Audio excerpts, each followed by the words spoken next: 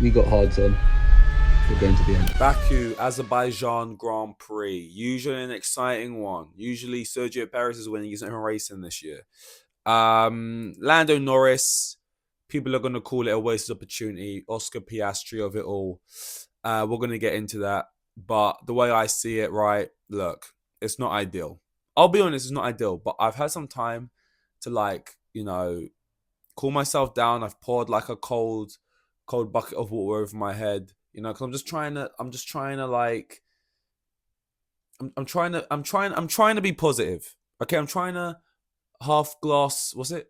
Half glass full? I'm trying to half glass full it, not half glass empty it, right? Because I want to believe still. And like at the end of the day, now I'm gonna shit talk this team performance, Lando's performance, all of it. Don't get me wrong. I'm not gonna shy away from that. I'm not one of them kind of fans. But I am gonna open this out by being positive and saying, at the end of the day, it's 6 points gained. I know no one wants to hear that.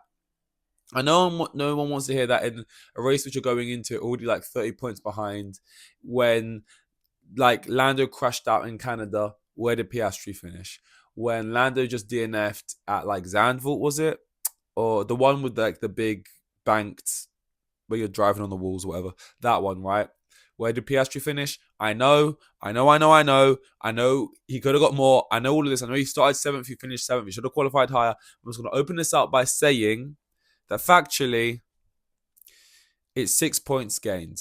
So you take that, you go, you finished above him at Monza, and at the following race, you finished above him. Take it and move. Because if I look at it on the flip side of it, which is ultimately if Lando won this race and Piastri finished second, Lando would have gained more points. That makes me feel sick even saying it out loud. Because when you look at this race and you go like, oh, your teammate goes out, what can you gain?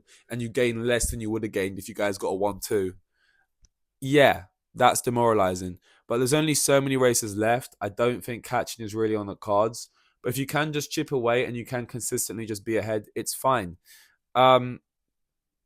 This is making it sound like I'm way more okay with Lando's performance this weekend and the team's performance than I actually am. Because if I'm being honest, I'm trying to be positive, but I am seething. And you know what? Some of that heat is starting to come back up to the surface because, in the moment when Lando gets that bad pit stop, I'm thinking to myself, I hate this team. The pit stops recently have been dog shit, and I ain't fucking with it. They've been terrible. They have been terrible. And it ain't good enough. Okay? And you do the strategy, you execute the first stint, you do it all well, and normally, if they get that right, that whole little DRS fight, he's ahead of it all. And the whole narrative is can he overtake these three cars and get fifth? And it's actually, it's a 6 second gap to Antonelli in fourth. And that's another narrative for the end of the race. Can he catch Antonelli and can he finish fourth? And the whole thing changes. But no, that isn't what happened, right? They fucked up the pit stop again. There was a front right or something. And it's just like, what more can you do? But then I thought, well, what more can you do? Because ultimately, why is he on that strategy anyway? Why is it such a McLarenish strategy to like, let's extend, let's offset the tires? Why is everything in your whole race coming down to this pit stop and being defined by this pit stop? And it's because you start in seventh. And why are you starting seventh? Because you didn't capitalize when your teammate crashed, right? And you only had one lap to put it together, but so did everyone else. And you qualified seventh. You know what I mean? So, like, if Lando Norris did what he needed to do on the Saturday, and actually, like, I'm sitting there and Karun's talking, right? These commentators who, they're just trying to be balanced, but also didn't really win much or do anything significant in their career. And they're sat there talking, going, oh, I mean, does Lando go for it here? Or is it just best case scenario? Your teammates crashed out here. Best case scenario, just try and put a lap in. Just try and put together a lap and get a time on the board and then go to the race. And I'm thinking, you're sitting in this Formula One seat, one of 20 in the world, and you're in this seat in Formula One, and you're chasing your teammate who's now out, You're telling me that the driver should be thinking about anything else other than, I need to put this on pole right now. Fuck just putting a lap time together, put it on pole. I'm not trying to say Lando was conservative. It was just probably, he just didn't put the lap together right. But like, I guarantee he would have been trying to put together the best lap he could. He didn't. But like, I'm thinking they're going, if he can just get a front row or second row, just try and put a lap together, get that. I'm thinking, no, go for pole here. Ended up getting neither. Didn't even put it. Now, if he got like fourth, which at the time would have felt like a failure, now it would have been amazing. He ended up getting seventh. So ultimately, being that much of a fucking bottle job, I hate to say it, and being in seventh, and then losing places on the start, he lost out to Hadjar, I think, and Leclerc, right, on the restart, right. This is a thing. He loses out to Hadjar on the opening lap. He's caught napping on the restart to Leclerc. You're put in a situation now where you've actually lost places, right? And we have to extend, and you do that well enough, but like, you fucked up too many times to lead to the point where you had to put it all on your team, and it all had to come down to the pit stop, and it didn't work out, and that's frustrating. And you want your team to be there for you to sweep these things up when you make the mistakes. But at the end of the day, if you did all these things as you should have, as someone who is in a championship winning car, then you wouldn't have had to have relied on that. So, I've got to look at it from a rational place.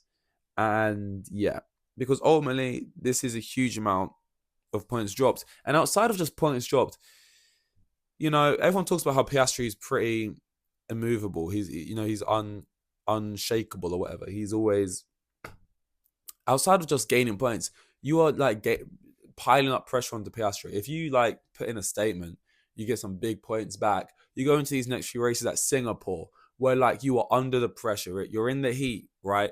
You're in that cockpit. You're sweating your fucking balls off. You're losing how much weight they lose in that race.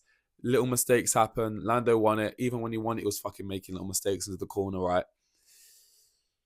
You put that pressure go onto Piastri into a race like that. Now you're only getting 6 points on him. It makes Piastri feel like, oh, I can basically slip up anywhere I want. I can fuck up, and like, no one's really going to be there to really punish me for it. So that's that. I mean, I am a little bit worried. I feel like what's going to happen is we're going to get to the end of the season, and Piastri's going to win the championship, but it's going to be pretty close. And Lando's going to keep getting results better than Piastri, but just little 5 points, 6 points, 8 points here and there. And he'll probably finish within like 10 points, maybe behind Piastri. And we'll look at it and go, you know what? They're actually pretty close here.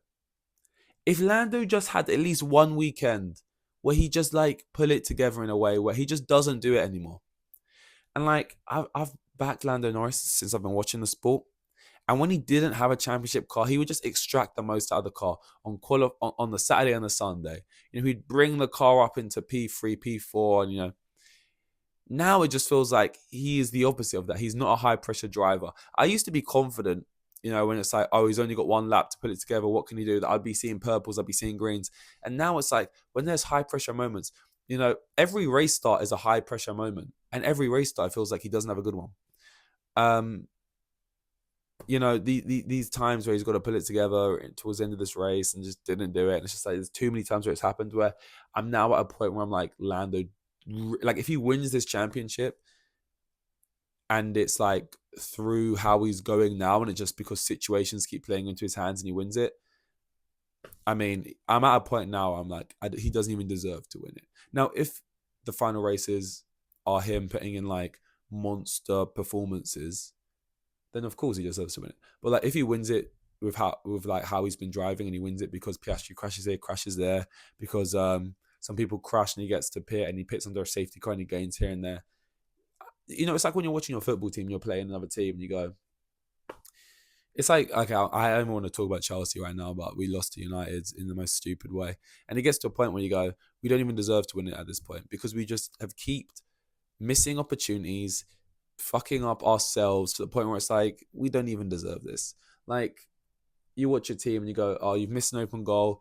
You keep playing out from the back, keep making mistakes. This didn't happen in the United game, but they score a goal and it's disallowed, but it actually really shouldn't have been. And you're just like, you have so many near misses and so many times you don't learn from your mistakes, and so many times where you don't take an opportunity. We just go, I don't even deserve this at this point. And he doesn't even deserve it at this point. And a part of me wants him to feel the heartbreak of losing to Piastri, because it's what he deserves. He doesn't really deserve to feel that sort of jubilation and like that fucking I'm the best in the world feeling for how he's driven this year.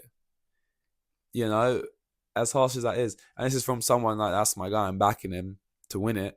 And ultimately, I'm still not going to complain if he does just about stumble over the line. I'm not sure what the gap is at the moment. It's probably like 20 something points. But let's just say it's like 26 points, the gap at the moment. Like, that's still not, it feels huge. But like I said, Singapore is a tough track. It's very unlikely for a driver who like has finished within the points. He had like a 34 race streak or something up until the Saturday, had qualified in P4 every single time. It's unlikely that like London buses, it will just happen again. But like, you are only one race win away and your teammate DNFing away from it being basically right there again. Now, saying that, can I be confident that's going to happen when that was the case before this race and that didn't happen? Your teammate did crash out and you didn't win it. So yeah, it's hard to believe there is any route back when I didn't even think this situation. I didn't think, right, there would even be a situation where Piastri DNFs at any point towards the end of the season. And if he did, I would have assumed Lando would have at least been on the podium. And now that it's happened, I mean, the odds of it happening again, even more unlikely, and then the odds of Lando just beating him every week and catching him by just getting points every single weekend seem even more unlikely as well. So, I mean, it's just not happening. I think towards the end of the season, it's just about saving face. I kind of felt similarly with the Verstappen season. You're not going to catch Verstappen, but for these final 3 races, get some wins in, just save some face, make it as a smaller gap as you can, get as many wins as you can. Verstappen this season has led more laps than Lando. Like, he doesn't deserve to win it. Like, he just hasn't been at it. I don't know where his head's been at, what's been wrong. But since he started, like, within the first 6 races, like the first 4 races, he was ahead, right? And as he started to lose that gap, and as it switched, he's just not been at it, right? On the Saturday, on the Sunday, Lando does have strengths as a driver outside of just being good on his tires, but that's the only strength we've really seen of him this year. And like, weaknesses have really just started to come. And like, race starts are a big weakness. Saturdays now kind of look like a weakness. Kind of. I mean, I don't want to say overtake, but there's just so many things we just go, I mean, that's just not good enough, is it? I mean, other things did happen on this weekend outside of Lando bottling it and Piastri just having a terrible time in qualifying and the race. But yeah, these are the only things on my mind. I mean, Hamilton and Leclerc both just kind of had a whatever weekend. Hamilton, Leclerc crashes. Leclerc, I am stupid. He crashes in Baku. I mean, to be honest, the rest of the whole weekend in the race was not interesting. Fair play to Lawson. Finishes ahead of Tsunoda. That is huge for him in his career. There is 1 seat, and it's like either Tsunoda's or his. To finish ahead of Tsunoda, to keep Tsunoda behind you in the sister team, it's huge for Lawson. Lawson are getting loads of stick these past few weekends. I've been backing Lawson. That's huge for Lawson. I still would have preferred Norris ahead of him because I need it for myself, but huge for Lawson. Fair play to Lawson. And Sainz on the podium. I think he was on the podium, which I don't love. I'm kind of anti-Sainz these days. And last week I was talking massive props to Lawson, and I was just shitting on Sainz. And to be fair, Sainz had a good weekend. But he needed it because he was right dead near the bottom of the fucking table. And when it's all said and done, we get to the end of the season, Sainz is going to have a decent place in this table because he's managed to pick up a podium. And that's a decent amount of points. And it's just going to skyrocket him up that table. And it's like, this one race is going to cover up what has been basically a shit season for Sainz. But he got the result nonetheless. Next week they're in Singapore. Yeah, I didn't mention that earlier. And then I think they're in the States, Texas. Is it Texas, or we do that already? I don't remember driving in Texas already, but we've only got a few races left this year, so it must be Vegas. I don't remember going to. I don't remember. It's been a long season. It's been a long season, but Singapore. I think last year Lando won at Singapore, right? It's a hot race. You're in that. You're in that cockpit. It's high pressure, but unfortunately, even if I did want to sit here and predict Lando to win it, like Piastri's not going to do what he did this weekend. Piastri's going to be right there behind him. So even if Lando does win it, it will be like. To be fair, even if like I keep forgetting, this weekend is not what you think it was. It just feels like it was a bigger result because Piastri crashed. But realistically, if Lando wins next weekend, then bare minimum, he's had a more of a gain than this weekend, which is just crazy to think about. I'll say, but like if Lando wins next week, no matter where Piastri finishes, he would have gained more points than he did this weekend, which is just wild. But it's the case. I think we should be going straight into the weekend. I don't think there should be another break. I mean, if there's another week off, I'm just like, come on, stop killing the momentum. But I think we go straight into it. Other things that happen. There was qualies. There was drivers going out in Q2. There was like this and that. But outside of Lawson having doing a stellar job, keeping Yuki behind as well as a part of it. Sainz been on the podium, but I refuse to talk about it. And then the McLaren of it all. Like, I ain't going to sit here and talk about Verstappen. Yeah, we know he's good. There was other people doing shit in the race. It wasn't actually that much of an exciting race until like the final 8 laps, which proved to not even be that exciting in themselves because no one really overtook anyone. I just hate tracks that do DRS train heavy. And Karun's sitting there talking about how like, oh, I like it's tricky to get for the DRS and it's like it cuts off a little bit early. And like people don't just breeze past on the straight. I don't, because people don't overtake clearly. Like, yeah, sure, it's harder. I don't necessarily want that because there's just too many DRS trains for me. Killing Baku. But I don't like tracks that rely on people crashing for the tracks to be interesting. And that rain they kept teasing, yeah, still not here. So, yeah, cards on, we're going to the end. Singapore. When it rains, it's Singapore's. And I'm just hoping that it's Singapore's for Piastri. Sorry, Piastri, but I've got to do it.